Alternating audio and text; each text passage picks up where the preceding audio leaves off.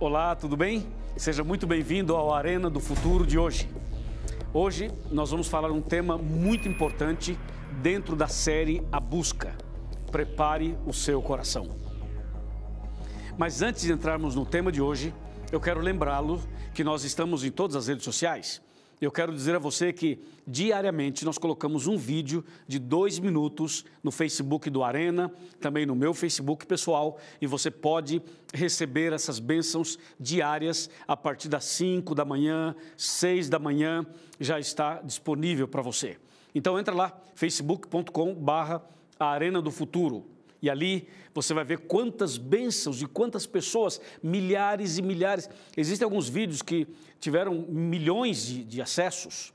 E isso é maravilhoso, porque as pessoas estão buscando realmente ouvir a palavra de Deus. Além disso, nós colocamos sempre uma reflexão, um versículo bíblico no nosso Twitter, @Arena do Futuro. E você pode conhecer o site da Novo Tempo e dentro do site visitar e conhecer o blog do Arena. novotempo.com/Arena do Futuro. Tudo isso que nós fazemos é para que você receba diariamente uma mensagem da palavra de Deus. Outra coisa importante que eu queria dizer a você, de vez em quando, ou melhor, de vez em sempre, eu estou viajando por todo o Brasil, levando a mensagem através de uma caravana, através de semanas de pregações.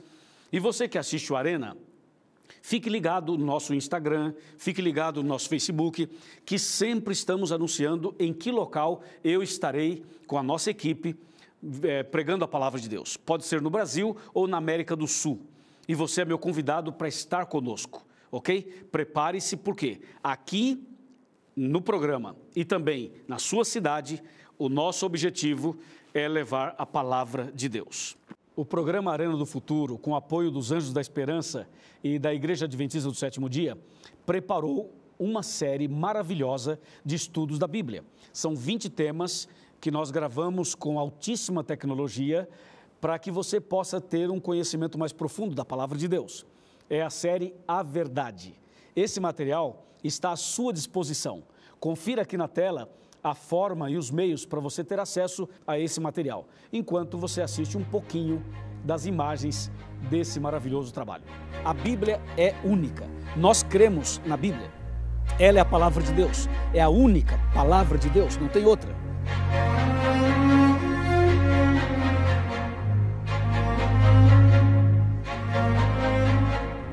Então você pode ver o santuário e vamos começar pelo pátio. No pátio tinha 2 objetos. Agora nós vamos entrar no tema de hoje. O tema de hoje é mostrando a busca de Deus por alcançar uma pessoa muito influente. Nós vamos ver a busca de Deus por salvar e alcançar Naamã, o comandante do exército do rei da Síria. E para entrarmos então nesse tema, eu quero convidá-lo a abrir comigo a palavra de Deus no livro de Reis. Nós vamos ver o segundo livro de Reis, no capítulo 5, a partir do versículo 1. Claro que não vamos ler o capítulo todo, você poderá fazê-lo depois, aí com mais calma em sua casa. Mas agora vamos ler o capítulo 5, verso 1, verso 2 e verso 3. Naamã, comandante do exército do rei da Síria, era grande homem diante do seu senhor e de muito conceito, porque por ele o Senhor dera vitória à Síria. Era ele herói de guerra, porém leproso. Saíram tropas da Síria e da terra de Israel, levaram cativa uma menina, que ficou ao serviço da mulher de Naamã. Disse ela à sua senhora: tomara o meu senhor estivesse diante do profeta que está em Samaria, ele o restauraria da sua lepra. Uau! Isso é incrível. Eu queria que você parasse um pouquinho agora para analisar comigo algumas palavras e algumas características desse Naamã, conforme diz o verso 1. Primeiro, a Bíblia diz assim, que Naamã era comandante do exército do rei da Síria. Ou seja, estamos falando de uma pessoa importante, uma pessoa influente, uma pessoa que exercia uma liderança em um país, em uma região que era realmente muito grande e era desafiadora. O texto diz que ele era comandante do exército do rei da Síria. Estou dando essa ênfase para você perceber que estamos falando de um líder. O verso 1 continua dando algumas características dele. Diz assim: era grande homem diante do seu senhor. Ou seja, esse comandante era respeitadíssimo pelo seu chefe, pelo seu presidente, pelo seu superior. E o verso bíblico continua falando, diz assim: de muito conceito. Quer dizer, uma pessoa que tinha princípios, que era fiel às leis, que era eficiente no seu trabalho, que tinha qualidade na sua função, e a Bíblia usa a expressão, ele era de muito conceito. E o verso 1 continua dizendo, porque por ele Deus deu vitória à Síria. Era herói de guerra. Uau! Veja, um herói de guerra, alguém que as pessoas admiravam, alguém que as pessoas respeitavam, herói de guerra. Só que a Bíblia, no verso 1, termina com uma expressão assustadora. Primeiro diz tudo isso a respeito de Naamã, e depois fala assim, era herói de guerra. Aí tem uma vírgula e diz assim, porém leproso. Puxa, que coisa, hein? Não é impressionante isso? A Bíblia fala todas as qualidades do camarada, depois, vírgula, diz, porém leproso. Eu queria falar uma coisa para você. Todos nós temos um porém na vida. Sim ou não? Veja, fulano de tal é professor da universidade, não sei do quê. Porém, é diabético. Porém, tem câncer. Porém, foi abandonado pela família. Veja, vou dar um outro exemplo. Fulano de tal é um jogador de futebol excepcional, porém indisciplinado, porém usa drogas, porém, ou seja, todo mundo tem um porém. Não é incrível isso? O comandante do exército do rei da Síria tinha tantas coisas maravilhosas, porém era enfermo, porém era leproso. Vamos ver. Qual é o seu porém, hein? Você é da igreja, é membro da igreja, porém, qual é o seu porém? Então, existem realmente problemas na vida de todas as pessoas. E aí você para, pensa e pergunta, Pastor Luiz, por que todo mundo tem problema?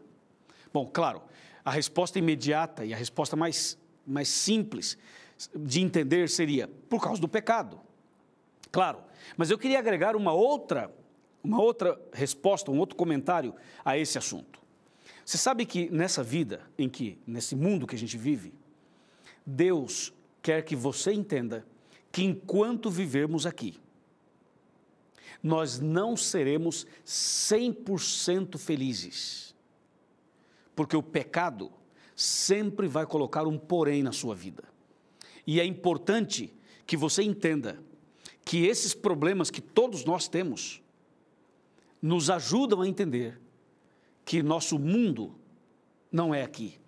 Nosso mundo, nossa vida, nosso lugar é no reino dos céus. Porque aqui sempre haverá uma vírgula e um porém. O texto bíblico então diz que Naamã era leproso. Quando a Bíblia fala que Naamã era leproso, a Bíblia nos chama a atenção para esse problema, essa enfermidade chamada lepra, que naquele tempo não tinha a medicina daquele tempo não tinha o conhecimento que tem a medicina de hoje. Hoje já se sabe que a hanseníase ou a lepra tem cura. Tem cura. E também se sabe que existem vários tipos de hanseníase, vários tipos de lepra. E que existe um tipo de lepra que é contagiosa, mas nem todas são contagiosas. Agora, naquele tempo, as pessoas não tinham esse conhecimento. E a lepra era temida. Por quê? Porque era contagiosa. E por que mais? Porque havia um preconceito. Porque as pessoas tinham um entendimento equivocado sobre o assunto. Por exemplo, nos dias de Jesus, as pessoas entendiam que a lepra era um castigo de Deus, que a lepra era o dedo de Deus, e que aquela pessoa atingida pela lepra era uma pessoa tão pecadora, tão má, ela fez coisas erradas de tal maneira que Deus ficou chateado com ela e falou assim: ah é? Você é muito rebelde, então eu vou te dar um castigo, vou te colocar lepra. E o leproso, além de ter a doença, além de ser atingido fisicamente, ele tinha também um problema com isso relacionado à sua mente, às suas emoções e à sua vida espiritual. Por quê? Porque além de conviver com a dor e com a doença, a dor agora era uma dor psicológica, era uma dor emocional. Porque você sabe que a lepra torna a pele insensível e a pessoa não sente. Mas agora o leproso tinha que sair de casa, abandonar a esposa, abandonar os filhos, abandonar a família, abandonar a sociedade, os amigos, a igreja, o trabalho, a escola. Ele tinha que abandonar tudo e tinha que sair e ir caminhando para o Vale dos Leprosos. E nesse vale ele ficava esperando a morte. Enquanto caminhava, ele tinha que anunciar e denunciar a sua desgraça, o seu problema, a sua doença. E ele saía andando e dizendo: saiam da frente que eu sou leproso, saiam da frente, eu sou imundo, saiam da frente, vai passando o imundo. Então, a lepra trazia problemas físicos, problemas emocionais, problemas espirituais, problemas familiares, problemas na sociedade. O leproso entrava num estado de depressão, num estado de estresse, num estado de desesperança. Ou seja, o leproso começava a morrer mais rapidamente a partir do momento em que ele era diagnosticado com tal enfermidade. No caso aqui de Naamã, a situação dele era uma situação tão terrível, tão complicada. Agora, entenda uma coisa, estamos falando do comandante do exército do rei da Síria. E é importante que você saiba que nos tempos de Jesus, a situação era exatamente essa que eu acabei de descrever. Mas nesse caso aqui, nós encontramos uma situação que tinha semelhanças e que tinha diferenças. O comandante do exército do rei da Síria estava leproso. E esse era o seu grande problema. Agora, não tinha cura, não tinha como resolver o problema. Você imagina, uma pessoa do nível de Naamã, uma pessoa da influência dele, uma pessoa rica como ele, você não acha que ele procurou os melhores médicos? Você não acha que ele foi aos melhores hospitais? Você não acha que ele procurou todas as opções disponíveis no seu país e na sua época? Eu imagino que sim. Então, mas a lepra não tinha cura. E aí entra a mão de Deus. Aí entra o Deus que busca as pessoas. Aí entra Deus de uma maneira muito especial em ação para buscar, salvar e resgatar esse homem. E aí entra o verso 3. O verso 3 fala para nós que havia uma menina. A Bíblia fala menina, não sabemos a idade dela. Talvez fosse uma adolescente, talvez fosse uma jovem. Mas essa menina era uma escrava, eu diria, como se fosse uma empregada doméstica. Mas naquele tempo, ela foi levada como escrava e trabalhava na casa do comandante. E essa garota era de Israel. Essa garota conhecia o Deus de Israel e sabia que Deus poderia curá-lo. Só que ela, respeitosamente, por ser uma escrava, uma empregada, ela foi a esposa de Naamã e diz assim: se o meu Senhor conhecesse o profeta de Deus em Israel, ele seria curado. Então a menina, ela dá uma dica, ela mostra o caminho, ela indica o caminho. E então essa informação chega até Naamã. E Naamã pede carta, autorização e vai em busca do profeta de Israel. Vai em busca de Eliseu, o profeta. E a palavra de Deus começa a narrar esse momento em que Naamã sai das suas terras, sai da Síria e viaja para Israel para encontrar o profeta, o homem de Deus, para ser curado, então, finalmente, da sua lepra. A Bíblia diz que ele preparou então toda a sua comitiva. Eu estou imaginando uma pessoa do governo federal, né? Estou imaginando uma pessoa que tem essa influência toda, indo agora com a sua comitiva, os batedores, na verdade, ou seja, os policiais, todo mundo abrindo o trânsito, preparando o caminho, e agora ele viaja, aquela viagem pomposa, até Israel, até encontrar Eliseu. E finalmente Naamã chega até Eliseu. E quando chega até Eliseu, Naamã diz assim: avisem o profeta que eu estou aqui, que eu cheguei. E para sua surpresa e decepção, Eliseu, o profeta, nem sequer saiu do seu aposento, nem sequer saiu do seu escritório. Lá de onde ele estava, o profeta Eliseu, ele mandou um recado. Ele mandou alguém dizer a Naamã o que Naamã tinha que fazer. E a informação dada foi muito clara. A informação foi o seguinte: Naamã, você vai ao Rio Jordão e você faça o seguinte, eu vou ler. Diz assim, 2 Reis, capítulo 5, versículos 9 e 10. Veio, pois, Naamã com os seus cavalos e os seus carros e parou à porta da casa de Eliseu. Então Eliseu lhe mandou um mensageiro, dizendo: vai, lava-te 7 vezes no Jordão, e a tua carne será restaurada e ficarás limpo. Isso é muito curioso, porque Naamã estava acostumado a ser bem recebido, afinal era um herói de guerra, era o comandante do exército do rei da Síria. Agora ele chega, Eliseu não o recebe e manda um mensageiro dizendo: vai ao Rio Jordão e mergulha 7 vezes e você ficará curado. Bom, essa informação deixou Naamã indignado. Naamã não podia crer naquilo. Aí Naamã diz assim: peraí, como que esse profeta me manda ir ao Rio Jordão, mergulhar 7 vezes, e nem me recebe? Está pensando o quê, rapaz? Eu sou o comandante do exército do rei da Síria, e agora eu viajo, faço todo esse caminho, e ele nem me recebe e manda mergulhar 7 vezes?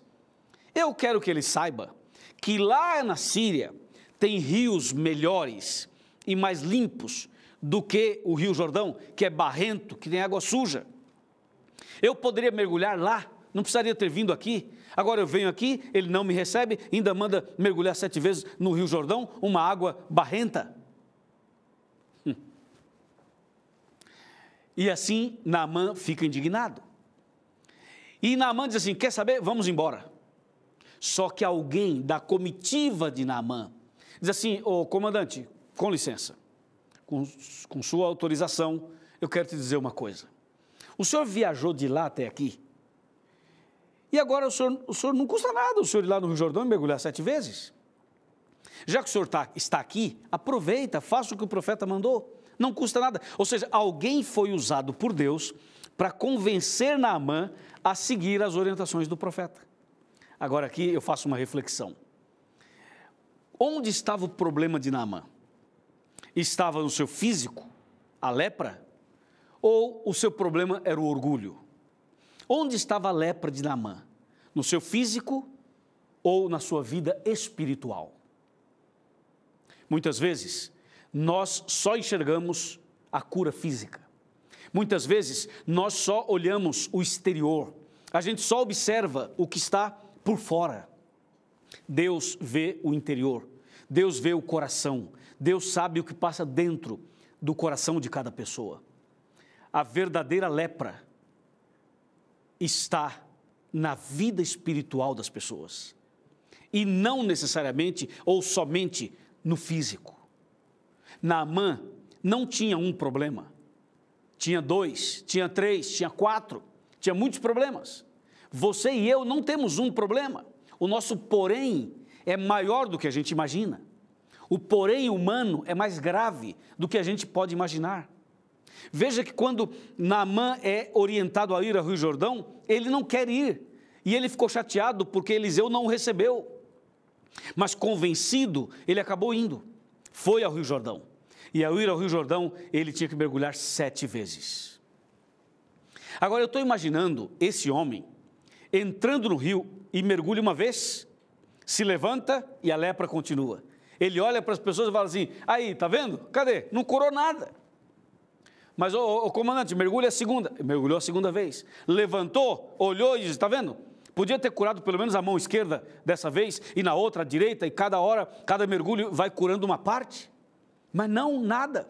Mergulhou a terceira, levantou e a lepra continuava. Mergulhou a quarta vez, levantou e a lepra continuava. A quinta vez a mesma coisa. A sexta vez a mesma coisa. Faltava uma vez, um mergulho. E eu imagino a tensão no ar. As pessoas olhando, Naamã preocupado, gente, olha, eu não vou mergulhar a sétima vez, vou passar vergonha, vou ser exposto ao ridículo, quer dizer, eu, comandante do rei da Síria aqui, agora vou mergulhar 7 vezes, e se não der certo? Comandante, mergulha mais uma vez, obedeça a orientação do profeta, do homem de Deus, e ele mergulha a 7ª vez, e quando se levanta, ele está totalmente curado. Quando ele se levanta a 7ª vez, não tem mais nada. Aí alguém para e pergunta assim, ei, pastor Luiz, então por que não mergulhou só uma vez, a 7ª, teve que mergulhar 6 antes? Para que serviu tudo isso? Bom, aí tem vários sentidos. Um deles é a obediência, mas o outro, os 6 mergulhos anteriores, sabe para que foram? Sabe para que foram? Para curar o orgulho dele. Para quebrantar o coração dele. Deus poderia curá-lo num abrir e fechar de olhos, mas Deus queria quebrantar o coração daquele homem, e Deus queria que aquilo fosse um testemunho para alcançar a Síria, para alcançar as pessoas que não eram de Israel, e para mostrar que o amor de Deus e o plano de Deus não era só para Israel, era também para os da Síria, era também para as pessoas de outras nações, é também para o Brasil, é também para a América do Sul, é para o mundo inteiro.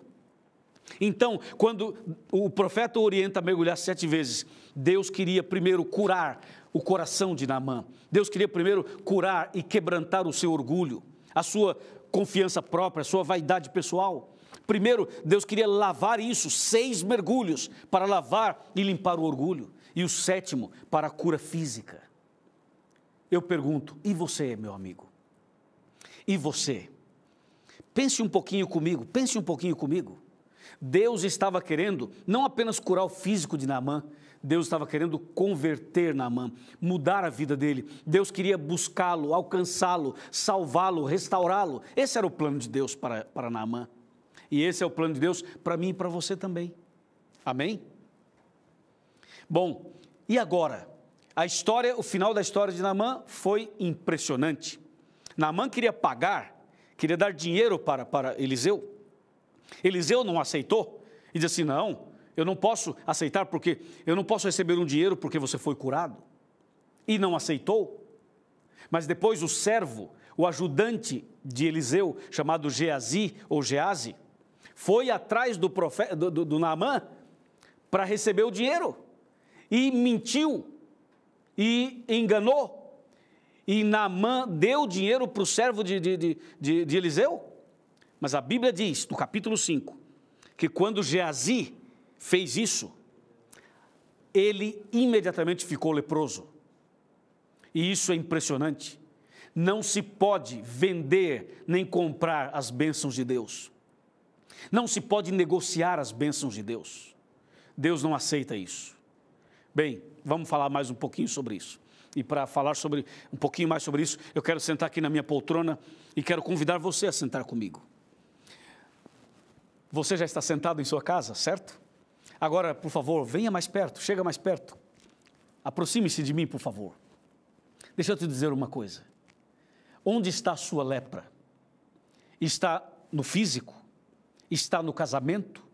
Está no emocional? Está no financeiro? Onde está a sua lepra? Qual é a sua lepra? É o orgulho? É a confiança própria? É a mágoa? É o ódio? Qual é a sua lepra? Deus tem poder para curar você agora mesmo. Deus pode curar você agora. Deus pode alcançar você. A busca de Deus por Naamã chegou ao fim. E a busca de Deus por você pode chegar ao fim hoje. Mas muitas vezes o orgulho, muitas vezes a confiança própria, nos afasta de Deus e a gente deixa de obedecer e seguir as orientações de Deus. Por quê? Porque nosso problema maior é o orgulho. E Deus quer quebrantar o nosso coração. Deus quer alcançar o seu coração. Deus quer alcançar a sua vida. Deus quer mudar sua vida. Deus quer converter o seu coração. Deus quer fazer de você uma nova criatura. Deus quer fazer de você uma nova pessoa.